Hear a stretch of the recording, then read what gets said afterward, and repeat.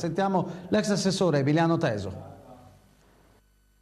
Emiliano Teso, a questo punto dobbiamo definirla ex assessore ai lavori pubblici di San Michele, anche perché ci sono dei lavori che sono stati avviati nel comune di San Michele e a Bibbione, in questi mesi estivi a Bibbione, che non verranno completati. Beh, è chiaro che il commissariamento porta delle problematiche. È chiaro che quello che avevamo in programma non può essere portato.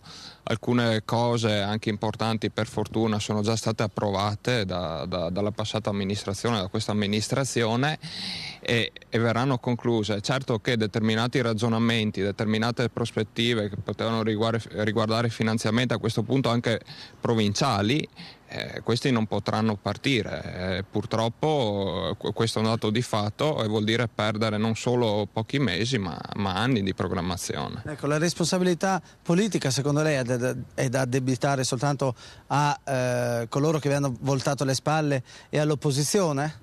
È pacifico, la responsabilità politica è di chi ha dato le dimissioni. Non da chi tesse l'economia di Bibbione magari?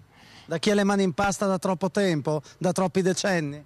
Beh, è chiaro che alcuni chi ha progettato questo blitz probabilmente viene da fuori, perché probabilmente chi ha dato le dimissioni non aveva neppure la capacità di immaginare una cosa del genere, quindi è chiaro che c'è sempre qualcuno che lavora dietro. E gli elettori intanto, il popolo paga tutti questi disservizi? Beh, è chiaro che chi oggi ci rimette è la popolazione di San Michele, non sono certo i politici, perché io parlo per me, ma come per me il sindaco non aveva nessun interesse da tutelare, visto che comunque siamo tutti dipendenti e nessuno deve tutelare niente.